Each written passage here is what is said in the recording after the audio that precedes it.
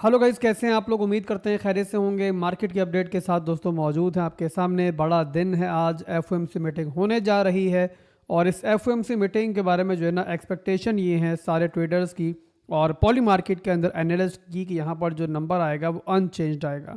और उसका रीज़न यहाँ पर ये है कि एफईडी जो है वो काफ़ी पहले अपना माइंड क्लियर कर चुकी है और यहाँ बता चुकी है कि नंबर जो है इस दफ़ा अनचेंज्ड रह सकते हैं। इसका मतलब क्या है, लास्ट टाइम कटिंग हुई थी 25 बीपीएस की, उसके बाद आया हमारे पास जॉब डेटा रिपोर्ट और वो सब देखते हुए जो है ना एफईडी ने डिसाइड किया कि जो रेट कटिंग करनी थी कर दी है और अब आगे जो है ना हम कुछ अर्सा जो है रेट्स को पॉज कर सकते हैं। अब यहाँ पर ये देखते हुए पहले से मार्केट रेडी है और इस चीज़ को लेकर पहले से ही एक्सपेक्ट कर रही है और हम कह सकते हैं कि मार्केट ने इस टाइम कोई उम्मीदें वाबस्ता नहीं की हुई।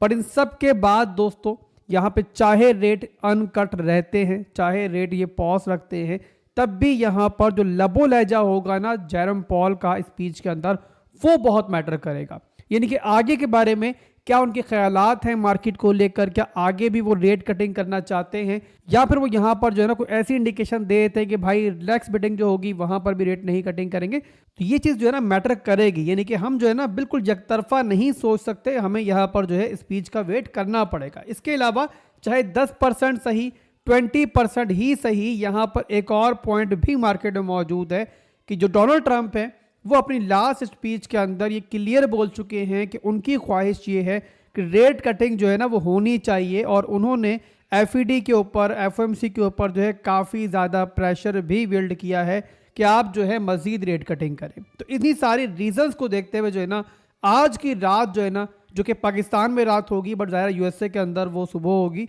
बहुत ज़्यादा इंपॉर्टेंट होगी। तो इस मीटिंग के अंदर जो है ना हम कह सकते हैं कि मार्केट का अगला मूव जो है ना हमें बता दिया जाएगा और उससे पहले जो आपको इस टाइम मार्केट की एक साइड वे सी मूवमेंट देख रही है उसका रीज़न भी पहले बता दिया मैंने कि मार्केट ने यहाँ पर कुछ एक्सपेक्ट नहीं किया हुआ है।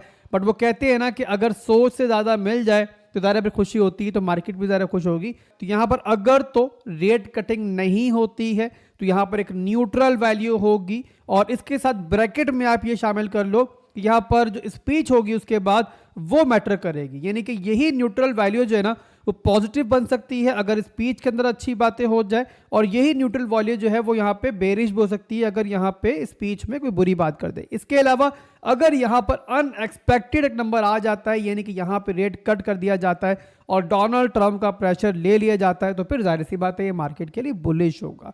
तो ये इस टाइम के फंडामेंटल्स हैं और इसीलिए मैं कहूँगा आपको कि आप लोग जो है ना आज की जो स्पीच होगी और जो नंबर आएगा, जो रिजल्ट आएगा, उस पर बहुत ज़्यादा नज़र रखिएगा। और आपने नज़र किस तरीके से रखनी है, इसमें आप कोई मेहनत करने की ज़रूरत नहीं है। सिर्फ आपने जाना है वीडियो के डिस्क्रिप्शन में टेलीग्राम का पब्लिक लिंक मौजूद है, उसको ज्वाइन कर लो। जो भी अपडेट आएगी इंशाल्लाह सबसे पहले मैं आप तक पहुंचा दूंगा और जाहिर सी बात है जब पहुंच जाएगी खबर आप तक कि पॉजिटिव खबर है, नेगेटिव खबर है, तो ज़ाहिर आपको यहाँ पे फैसला लेने में काफ़ी ज़्यादा हेल्प मिलेगी। तो आज का दिन जो है वो टेक्निकली नहीं बल्कि फंडामेंटली ड्रिवन होगा और यही चीज़ दोस्तों इस टाइम मैटर करती है कि रात में मीटिंग के अंदर क्या होना है। एनीवेज यहाँ पे टेक्निकली भी चीज़ें हम डिस्कस कर लेते हैं कि अगर यहाँ पे एफओएमसी मीटिंग के सिनेरियो को बिल्कुल साइड पे कर दें तो टेक्निकली मार्केट हमें क्या दिखा रही है। कम मैटर करता है बट ज़रा मैटर तो करता है ना, तो इसीलिए हम मार्केट को टेक्निकली भी देखेंगे। इसके बाद चलते दोस्तों हम पहले बिटकॉइन के ऊपर, फिर उसके बाद हम आएंगे ओल्ड कॉइन्स की तरफ भी कि ओल्ड कॉइन्स के अंदर हम क्या देख रहे हैं आने वाले दिनों के अंदर और क्या ओल्ड सीजन अब यहाँ पे ख्वाब है, नहीं आना है या फिर दोस्तों इसने आना है अभी भी। तो इस पे चलेंगे बाद में, पहले हम देखेंगे बिटकॉइन को। तो बिटकॉइन का चार्ट मैं पहले ओपन कर लेता हूँ और यहाँ पे शॉर्ट टर्म का जो इस टाइम आउटलुक है चार्ट का वो मैं आपको बता रहा हूँ। अब आपने अगर रात में मेरी लाइव देखी हो और उसके बाद मैंने उसी लाइव के अंदर से एक स्नाइपेट वीडियो निकाल के जो है ना डाल दी थी चैनल पे ताकि लोगों को समझ में आ जाए कि बिटकॉइन के अंदर शॉर्ट टर्म में क्या चल रहा, अगर देखी होगी आपने, तो उस वीडियो के अंदर जो है मैंने आपको बताया था कि हम यहाँ पर एक्सपेक्ट कर रहे हैं जो हमारी लोकल सपोर्ट है ना, बिटकॉइन इसको रिटेस्ट करेगा इस तरीके से और उसके बाद बाउंस बैक करेगा और बाउंस बैक करने के बाद अगर बिटकॉइन मजीद ऊपर जाता है तो ये एरिया जो है फिर हमारा जो है ना एक रेजिस्टेंस एरिया है। तो बिटकॉइन यहाँ पर आके दोबारा इस तरीके से रिजेक्शन लेगा और उस वक्त जो है ना हमारा ये सपोर्ट एरिया जो है ना ये जो है ना एक बहुत अहम किरदार अदा करेगा। फिलहाल के लिए बहरहाल बिटकॉइन के अंदर वीकनेस दिख रही है और फंडामेंटली मामला जो है कुछ अच्छे नहीं होते, तो जाहिर सी बात है फंडामेंटली भी बैक मिलेगी। तो वहाँ पर जो है ना बिटकॉइन फिर ये सपोर्ट जो है लूज़ कर सकता है। लूज़ होती है तो उसके बाद फिर ये हमारा जो है ना टारगेट रहेगा जो कि हमारा प्रीवियस लो लगा है। इसके अलावा जो सेकंड टारगेट रहेगा कि जहां से फिर मैं एक्सपेक्ट कर रहा हूं कि यहां तक आती है मार्केट, तो हमें जो है ना एक अच्छी लॉन्ग की अपॉर्चुनिटी मिल सकती है बिटकॉइन के अंदर। हम यहाँ पे दोबारा भी लॉन्ग कर सकते हैं। वो है हमारा ये वाला एरिया। ये पूरे का पूरा जो है बिटकॉइन के लिए एक सपोर्ट एरिया है। इसके अलावा नीचे हमारे पास जो है ना फेयर वैल्यू गैप भी मौजूद है। तो यहाँ पर अगर मार्केट आती है तो हम यहाँ पर जो है ना एक लॉन्ग ले सकते हैं। जाहिर सी बात है उस टाइम प्रॉपर तरीके से स्ट्रेंथ वगैरह देखने के बाद। तो ये दोस्तों हमारा ओवरऑल एक मार्केट को लेकर आउटलुक था। और ये वो सिनेरियो है जो चार्ट्स को देखकर, वॉल्यूम को देखकर हमें समझ में आ रहा है। पर यहाँ पर दोस्तों फिर मैं ऐड कर दूं एक चीज़ कि आज के दिन जो है ना जो मार्केट है वो चलेगी फंडामेंटल्स के हिसाब से। जो नंबर आएगा, जो स्पीच होगी, वो बहुत ज़्यादा मैटर करती है। अगर तो वहाँ से जो हवाएं हैं वो थोड़ी नेगेटिव चलती हैं तो फिर जो सिनेरियो मैंने बताया अभी आपको वो प्ले आउट करेगा। बिटकॉइन यहीं से या फिर यहीं से जो है ना रिजेक्शन लेके सपोर्ट को लूज करता हुआ दिखेगा। बट अगर वहां से कुछ अच्छी खबर आ जाती तो फिर यहाँ पर जो है मार्केट जाहिर सी बात है फंडामेंटल्स को ही फॉलो करेगी। तो ये फिलहाल के लिए मार्केट का ओवरऑल इस टाइम सिनेरियो चल रहा है शॉर्ट टर्म के अंदर। इसके बाद दोस्तों हम देख लेते हैं एक नज़र बिटकॉइन डोमिनेंस को भी, और वहां पर क्या चल रहा है वो भी हम समझ लेते हैं। आप लोग जानते हो कि इस टाइम जो मार्केट के अंदर ताज़ा तरीन फंड थी, लास्ट जो फंड थी वो थी हमारी डीप सीक के बारे में। चाइना ने डीप सीक नामी एक एआई मॉडल लॉन्च किया जो कि टक्कर पे था चैट जीपीटी के। और चैट जीपीटी पे जितना पैसा लगा था ना उसका 10वां हिस्सा भी इस एआई मॉडल पे उन्होंने नहीं लगाया। और काम जो वो कर रहा है, कहने वाले कहते हैं कि भाई चैट जीपीटी से भी एक कदम वो आगे है। जाहिर है इसके बाद यूएसए के अंदर कि जहां पे बहुत ज़्यादा ओवर हाइप थी एआई टेक्नोलॉजी और बहुत ज़्यादा पैसा लग रहा था, वहां पे गवर्नमेंट की सतह पर भी इन्वेस्टमेंट हो रही थी, वहां लोग अचानक से परेशान हो गए कि अगर चाइना इस दौड़ में शामिल हो चुका है और यहाँ पे 10वां हिस्सा लगा के बेहतर चीज़ बना रहा है, तो यहाँ पे यूएसए के अंदर आगे क्या फ्यूचर होगा एआई का। और इसी रीजन की वजह से यूएसए के अंदर जो स्टॉक्स हैं वो क्रैश कर गए और जो मेन हिट लगा वो लगा एनवीडिया के ऊपर, जहां पर 24 घंटे के अंदर जो है एनवीडिया 16 से 22% तक क्रैश करता हुआ दिखा। तो ये सारे रीजंस थे जिसकी वजह से फिर क्रिप्टो मार्केट भी अफेक्टेड हुई और यहाँ पर भी डंप देखने को मिला। और यहाँ पर भी जो एआई से रिलेट करती थी क्रिप्टोस, उनको मेन हिट लगा। इसके अलावा मीम कॉइन से बहुत पैसा निकला और मीम कॉइन से जो नुकसान पहुंचाया ना वो पहुंचाया ट्रंप के मीम कॉइन ने। और ओल्ड कॉइन्स को लगने वाली वो हिट जो है ना आपको इस चार्ट पे दिखाई दे रही है, बिटकॉइन डोमिनेंस के ऊपर दिखाई दे रही है। बिटकॉइन डोमिनेंस जो कि पहले ही पंप कर रही थी, इस रीजन की वजह से यहाँ पर इस हफ्ते के अंदर मजीद पंप कर गई है।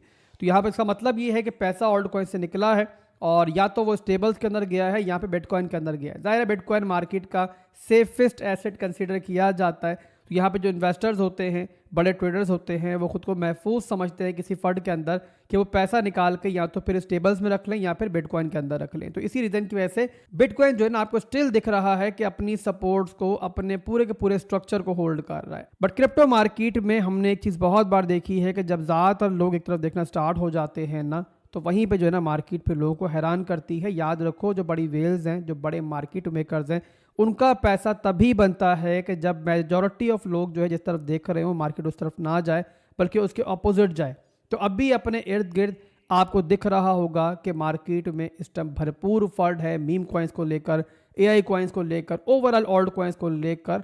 तो यहाँ पर दोस्तों आप एक्सपेक्ट कर सकते हो कि अनकरीब जो है ना मार्केट लोगों को हैरान कर सकती है। अब जाहिर सी बात है इस बात को टाइम नहीं किया जा सकता कब होगा, बट बहरहाल मार्केट मेकर्स की ट्राई होती है कि मैक्सिमम लेवल पे लोगों को पेन दिया जाए और जब लोग बिल्कुल नाउम्मीद हो जाएं तभी जो है ना मार्केट को रिवर्स किया जाए। तो एनीवेज दोस्तों टेक्निकली बिटकॉइन डोमिनेंस पंप तो कर रही है, बट स्टिल हम यहाँ पर एक रेजिस्टेंस लेवल के अंदर है। मैक्रो लेवल का ये रेजिस्टेंस है। स्ट्रक्चर हमारा नीचे ब्रेक हुआ था, उसके बाद अब एक लोअर हाई का मूव चल रहा है। प्रीवियसली भी अगर देखो तो जो हमारा पंप आया था डोमिनेंस के अंदर, ये लोअर हाई जो मूव बना था इसके अंदर, वो बना था यहाँ पे 59.93%। और अभी भी यहाँ पर जो है ना डोमिनेंस उसी के नज़दीक जा रही है। तो यहाँ पे फिंगर क्रॉस्ड है और यहाँ पर दोस्तों हम यही एक्सपेक्ट कर रहे हैं कि सूनर और लेटर यहाँ से या फिर यहाँ से जो है ना हम एक रिजेक्शन देख सकते हैं डोमिनेंस के अंदर। तो यहाँ पर जिन लोगों ने भी स्ट्रॉन्ग ओल्ड कॉइन्स एक्यूमुलेट किए हुए हैं कि जिनका नैरेटिव स्ट्रॉन्ग है, इस दफ़ा ट्रेंडिंग के अंदर है, जिनका यूज़ केस अच्छा है, तो वो चीज़ समझें, अंडरस्टैंड करें कि जैसे आपके ओल्ड कॉइन्स डंप हो रहे हैं, जब यहाँ डोमिनेंस गिरेगी और मार्केट रिकवर होगी तो आपके ओल्ड कॉइन्स वैसे ही रिकवर भी हो जाएंगे। इसके अलावा जो लोग यहाँ पे इन्वेस्टमेंट करना चाहें ओल्ड कॉइन्स के अंदर, बहुत सारे अच्छे ऑप्शन हैं जो इस टाइम काफ़ी चीप है। और मैं तो दोस्तों एक चीज़ कायल हूँ हमेशा कि भाई जब क्रिप्टो मार्केट की गलियों में खून की नदियाँ बह रही हो ना, बाइंग का वक्त वही होता है। वो बाइंग का वक्त नहीं होता कि जब मार्केट में हरियाली होती, ग्रीनरी होती है। जैसे कि जिन लोगों ने अभी रिसेंटली 50,000 के लेवल में बाइंग की होगी वो आज भी इतने पैनिक नहीं होंगे, बट जाहिर है जिन लोगों ने पंप होने के बाद और टॉप बनने के बाद जो है ऑल्ट कॉइन्स के अंदर एंट्रियां मारी होंगी, वो ज़ाहिर है पैनिक कर रहे होंगे। और ऐसे ही लोग होते हैं जो कि जब खरीदने का टाइम होता है बेच रहे होते हैं, जब बेचने का टाइम होता है खरीद रहे होते हैं, यानी कि डिमांड पे ये लोग बेच रहे होते हैं और सप्लाई पे खरीद रहे होते हैं। तो ये गलती आपने नहीं करनी है और मार्केट का जो साइकिल है उसको अंडरस्टैंड करना है कि बाइंग जो होती है वो हमेशा तभी होती है कि जब मार्केट डिमांड पे होती है। इसके बाद वीडियो क्लोजिंग से पहले कुछ ऑल्ट कॉइन्स को भी देख लेते हैं इक्का दुक्का जल्दी से। तो के बारे में आपको याद होगा कि मैंने बताया था आपको कि इसकी एक बड़ी फंडामेंटल अपडेट आने वाली है, बड़ी न्यूज़ आने वाली है और एक बड़ी पार्टनरशिप इसकी हुई है। तो यहाँ पर दोस्तों टाओ आपको दिख रहा है कि थोड़ा सा यहाँ पर जो है ना बाकी AI कॉइन्स के मुकाबले में बेहतर परफॉर्म कर रहा है और उसका रीज़न ये है कि टाओ की जो पार्टनरशिप हुई है वो हुई है डीप सीक के साथ। तो ये जो है ना कमिंग डेज के अंदर बाकी AI कॉइन्स के मुकाबले में थोड़ा बेहतर परफॉर्म करता हुआ दिख सकता है। और यहाँ पर अगर आप देखो तो इसने जो है ना अपना स्ट्रक्चर डंप के अंदर लूज़ किया था इस लेवल के ऊपर, पर उसके बाद जैसा हम एक्सपेक्ट कर रहे थे, ये देखो यहाँ पे इस एरिया से इसने बाउंस बैक दोबारा किया है और बाउंस बैक करने के बाद अब दोबारा जो है ना इसने अपना स्ट्रक्चर ब्रेक किया हुआ है दोबारा ऊपर की तरफ। ये देखो लोअर लो बना, लोअर हाई बना, लो बना, एक नया हाई बना दिया। तो यहाँ पे टाओ के अंदर अगर किसी भी रिट्रेसमेंट के अंदर दोबारा भी आपको चांस मिलता है तो मेरे हिसाब से टाओ के अंदर जो है ना आपको थोड़ी एक्यूमुलेशन करनी चाहिए अगर आप लोगों ने नहीं की हुई है। और ये पूरे का पूरा जो है ना इसका डिमांड जोन है, ठीक है, ये ध्यान में रखो आप लोग और मौका मिले तो आप जो है ना यहाँ पे एक बाय ऑर्डर लगा सकते हो। टाओ के अलावा बहुत सारे ऑल्ट कॉइन्स हैं जो दीगर ऑल्ट कॉइन्स के मुकाबले में थोड़ा ज़्यादा स्ट्रॉन्ग दिख रहे हैं, डंप हो तो रहे हैं, बट जब रिकवर होती है मार्केट तो काफ़ी स्पीड से रिकवर हो जाते हैं। तो अगर आप चाहते हो कि उन ऑल्ट कॉइन्स की लिस्ट मैं शेयर कर दूँ और उनके डिमांड जोन बताऊँ तो वीडियो के कमेंट्स में आप लिखो, इंशाल्लाह नेक्स्ट वीडियो बना लेते हैं इसके ऊपर। इसके अलावा थोड़ा सा अगर रिस्क लेना चाहो आप लोग तो अपने पोर्टफोलियो का 5% हिस्सा जो है ना वो मीम कॉइन्स पे इस टाइम लगा सकते हो। मीम कॉइन्स जो है इस टाइम बहुत बुरी तरीके से डंप हुए हैं, जिनमें कि विफ शामिल है, ब्रेड शामिल है और बहुत बड़े बड़े मीम कॉइन्स शामिल हैं। तो आप लोग अगर अपना 5% हिस्सा उन मीम कॉइन्स में लगाते हो जहां पे वो एक बड़ा मार्केट कैप लूज कर चुके हैं, तो चांसेस ये मौजूद है कि उनके अंदर जो है ना एक बड़ी शॉर्ट स्क्वीज आ सकती है और उस शॉर्ट स्क्वीज के अंदर जो है मार्केट रिवर्स करती है तो वहां पे जो है ना एक अच्छा पैसा आपका बन सकता है। बट फिर ऐड कर दूं कि बड़ा रिस्क नहीं लेना है और पोर्टफोलियो का 5% से ज़्यादा हिस्सा जो है ना इन्वेस्ट मत करना। उस 5% के हिस्से को भी जो है ना डिफरेंट मीम कॉइन्स में डालना ताकि उनमें से कोई भी पंप करे तो आपका पैसा जो है ना वो रिकवर भी हो जाए, एक अच्छा प्रॉफिट भी आप बना सको। तो अभी के लिए दोस्तों बस इतना ही था, फिर मिलेंगे इंशाल्लाह FOMC मीटिंग के बाद। तब तक के लिए आपसे इजाज़त चाहूँगा, दुआ में याद रखिएगा। अल्लाह हाफिज़।